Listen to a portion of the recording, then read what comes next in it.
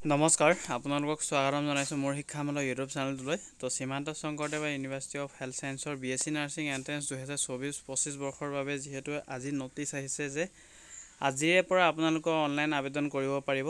So evening টাইমৰ পৰা maybe পাৰিব আপোনালোকৰ, যিহেতু এতিয়া লিংক এক্টিভ হোৱা নাই। যেতিয়া লিংক এক্টিভ হ'ব মই আপোনালোকক তেতিয়া এপ্লাই কৰি দেখুৱাম যে নিজৰ মোবাইলতে বা নিজৰ লেপটপ পিএসি সকলোতে কেনেধৰণে এপ্লাই কৰিব ষ্টেপ বাই ষ্টেপ আমি দেখুৱাই দিব চেষ্টা কৰিম। তো বহুতৰে প্ৰশ্ন আছিলে যে বিএসসি নাৰ্ছিং এন্ট্ৰেন্স এপ্লাই কৰিবৰ বাবে কি ডকুমেণ্টছ লাগিব। তো আমি আপোনালোকৰ সকলো ডাউট ক্লিয়াৰ কৰিম এই ভিডিঅ'ত। তো সকলো তথ্য এই ভিডিঅ'তে আপোনালোকে পাই যাব।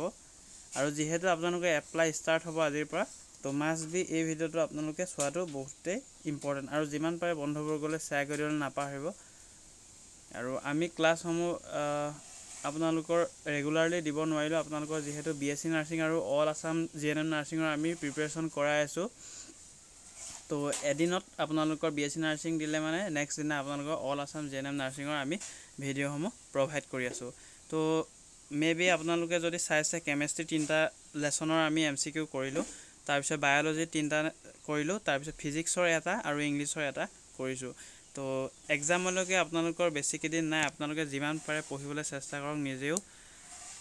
হায়াৰ ছেকেণ্ডেৰী আপোনালোকে যোনবোৰ আপোনালোকে ছায়েন্সত পঢ়ি আহিছিলে সেইখিনিয়ে কিতাপ চালে ছাফিচিয়েণ্ট হয়। আপোনালোকে সেইখিনিৰ পৰাই যিহেতু কুৱেশ্যন কাটিব, সেই গতিকে সেইখিনি চালে আপোনালোকৰ হৈ যাব বুলি মই আশা কৰোঁ।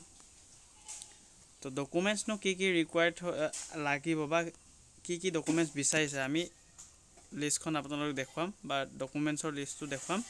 তো স্কিপ নকৰিব, যিমান পাৰে বন্ধুবৰ্গলৈ শ্বেয়াৰ কৰি দিব। তো আছাম বিএসসি নাৰ্ছিং এডমিশ্যন 2024 বৰ্ষৰ বাবে ডকুমেণ্টছ ৰিকুৱাৰমেণ্ট বিচাৰিছে বা ৰিকুৱাৰ্ড বিচাৰিছে। আপোনালোকে বিশেষকৈ ক্লাছ 10 আৰু ক্লাছ 12ৰ মাৰ্কশ্বিট লাগিব। আপোনালোকৰ যিয়ে হওক ক্লাছ 10 এণ্ড ক্লাছ 12ৰ মাৰ্কশ্বিট আৰু পাছিং চাৰ্টিফিকেট, আপোনালোকৰ পাছ চাৰ্টিফিকেট মাৰ্কশ্বিটৰ লগতে পাছ চাৰ্টিফিকেট দিয়ে নহয় বা লিভিং চাৰ্টিফিকেট, সেইখনো লাগিব 10 আৰু 12ৰ। আৰু যদি আপোনালোকে ট্ৰেন্সফাৰ লৈছে তেন্তে ট্ৰেন্সফাৰ চাৰ্টিফিকেট লাগিব। কাষ্ট চাৰ্টিফিকেট যদি এপ্লিকেবল হয় তেন্তে লাগিব। মেডিকেল চাৰ্টিফিকেট যদি এপ্লিকেবল হয় তেন্তে লাগিব। আৰু মেডিকেল চাৰ্টিফিকেটখন এতিয়া নিদিলেও আপোনালোকে এডমিশ্যনৰ টাইমত কিন্তু দিবই লাগিব। যদিহে মাইগ্ৰেশ্যন তেন্তে মাইগ্ৰেশ্যন চাৰ্টিফিকেট লাগিব যদিহে এপ্লিকেবল হয়। আৰু এই ভেলিড ফটো আইডেণ্টিটি প্ৰুফ, ইয়াতে আপোনালোকে আধাৰ কাৰ্ড, ভোটাৰ ID বা পাছপৰ্ট হ'লে আপোনালোকে পাৰিব এপ্লাই কৰিবলৈ। তো যিহেতু ফটো এখন থাকিব লগতে আধাৰ নহ'লে ভোটাৰত আছে, সেই গতিকে সেইখনকে বিচৰা হৈছে আইডেণ্টিটি প্ৰুফৰ কাৰণে। আৰু এইখিনি ডকুমেণ্টছ আপোনালোকৰ ক্লাছ 10ৰ marksheet, higher secondary marksheet, class 10 আৰু 12ৰ passing certificate, transfer certificate, caste certificate যদি আছে তেন্তে কাষ্ট চাৰ্টিফিকেট, মেডিকেল চাৰ্টিফিকেট যদি উলিয়াব পাৰে উলিয়াই ল'ব এতিয়াই।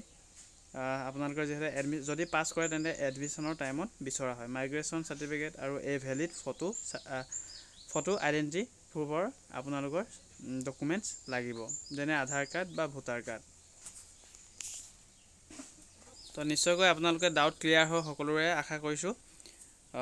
ইমান দিনৰ পৰা যে আপোনালোকে কমেণ্টছত বা আপোনালোকে হোৱাটছআপ যোগে মোক মেছেজ কৰিছিলে বা আপোনালোকে আমাৰ টীমক কণ্টেক্ট কৰিছিলে যে চিলেবাছ আমি যিহেতু আগতে ডিছকাছ কৰিলোঁ, চিলেবাছ নহয় ডকুমেণ্টছ কি লাগিব আমি আজি এই ভিডিঅ'ত সকলোখিনি জনাই দিলোঁ আপোনালোকক। আশা কৰিছোঁ আপোনালোকে নিশ্চয়কৈ বুজি পালে। এইকেইটা ডকুমেণ্ট আপোনালোকে যোগাৰ কৰি ৰাখিব যিহেতু আজিৰে পৰা অনলাইন আবেদন কৰিব। আৰু আগৰ ভিডিঅ'টো আমি জনাইছোঁ যে যদিহে আমাৰ টীমক আপোনালোকে অনলাইন কৰিব দিব বিচাৰিছে তেন্তে আমাৰ লগত কণ্টেক্ট কৰিব। ডেছক্ৰিপশ্যনত কণ্টেক্ট নাম্বাৰ দিয়া থাকিব, কেনেকৈ আপোনালোকে কণ্টেক্ট কৰিব তাতে সকলোবোৰ জনাই দিম। ধন্যবাদ, নেক্সট ভিডিঅ'ত লগ পাম।